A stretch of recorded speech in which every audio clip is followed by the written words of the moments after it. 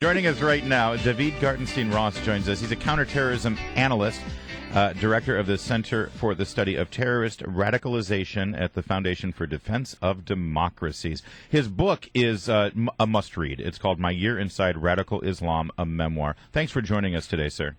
My pleasure. So we have these stories now about these. Now there's two Americans who left the country and joined ISIS to start fighting alongside them. They've been killed, but there are some estimates that there could be up to 300 Americans who have done this.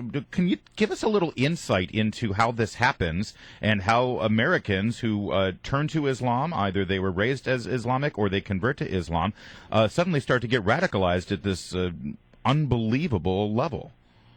There's not a single answer to it. I mean, there's a few different pathways that can be identified. One of them is the bad ideology pathway, people coming to accept the ideology of Al-Qaeda or the Islamic State or any of the groups that fall into that orbit. There's the fact that the conflict in Syria simply inflames passions. And so some people go over there after seeing images of children being killed by the Assad regime and want to fight against the Assad regime. There are people who go over because of sense of adventure.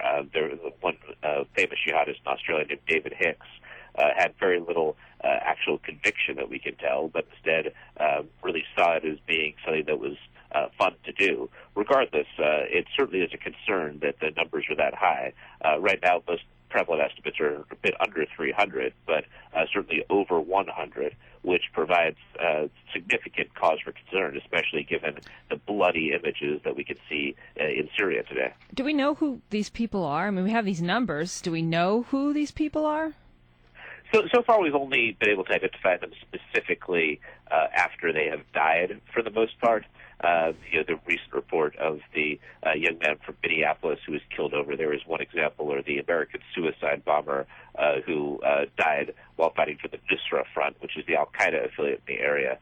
Those are the prominent examples. Other than that, we probably won't really learn specific identities until the U.S. government starts issuing indictments, which is precisely what we saw for previous conflicts where Americans were involved.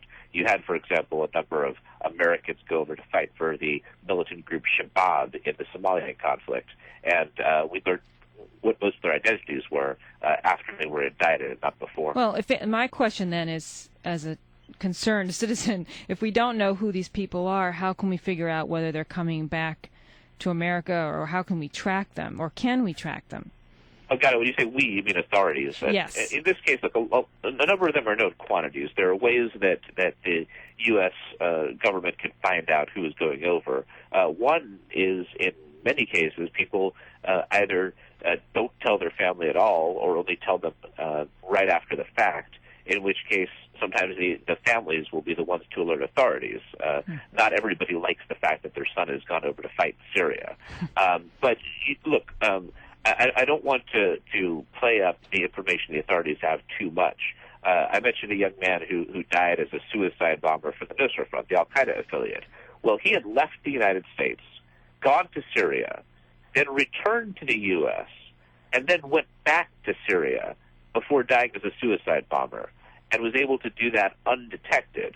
And that shows that we don't know everybody who's over.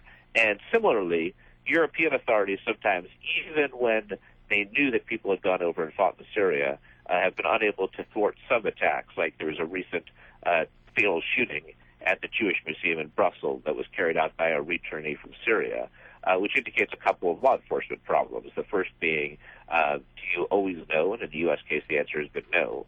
And second, even if you know that someone has gone over, might they be able to carry out an attack anyway? Mm-hmm. And certainly in Europe, which has some different legal standards than the U.S., but certainly in Europe, they haven't been able to stop every attack, so they've stopped many. Our guest is David Gartenstein-Ross, and we're talking specifically about this concern over homegrown terrorism, Americans with passports who have openly joined the ISIS fight overseas, and the fact that they can come back here with their passports. You have personal experience with fanatic Islamic organizations. Can you give us a little bit of that background and shed a little light there?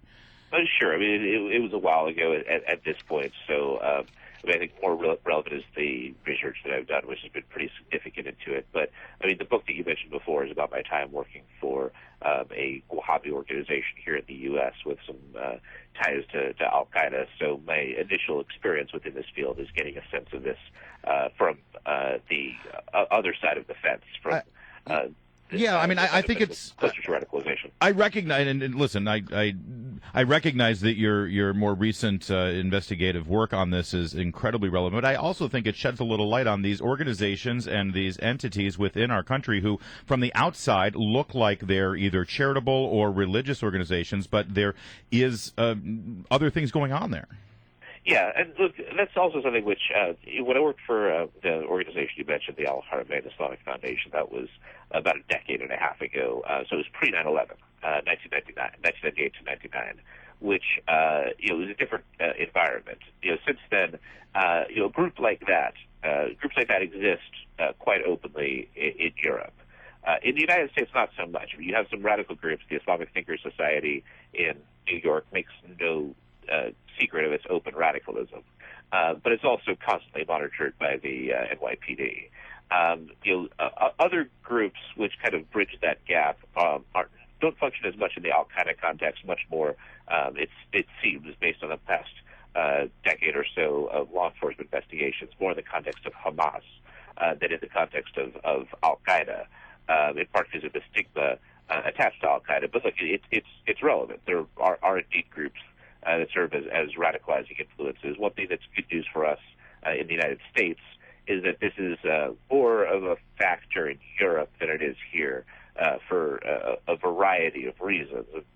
That's something that shouldn't be downplayed. I mean, you mentioned that the highest end estimate is 300 Americans that have gone over to Syria.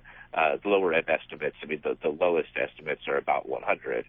Whereas in Western Europe, you have well over 2,000 people who have gone over to fight in Syria, which, scale-wise, we're fortunate that we have only the more limited problem that we do, and not the problem that West Europe is right now grappling with. I was living in the Netherlands last year, near the beginning of the year, when they started to really struggle with just how deep their foreign fighter problem was. This is a country with far fewer people, overall population, than the United States. I mean, how worried should we be here in the United States about the growth of these groups, though? Even though you say there's only 300 people who are traveling back and forth, but what about just the groups here developing and becoming a bigger threat?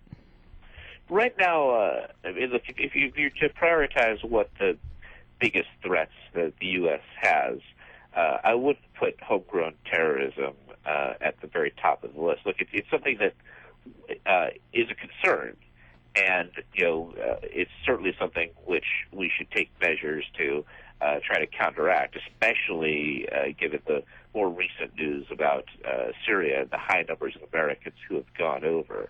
But it's not something to panic about. I mean, one thing I always say about terrorism is it's nothing that should really cause us fear. But I'd say one of the biggest things we should look to over the next few years is, do Al Qaeda and the Islamic State, are they successful in tapping their foreign fighter networks to actually execute attacks that they're commanded to do abroad? And if we start seeing that, that is reason to think that the terrorism threat could be increased significantly. Interesting. We'll have to leave it there. Thank you so much for joining us today, David Gartenstein.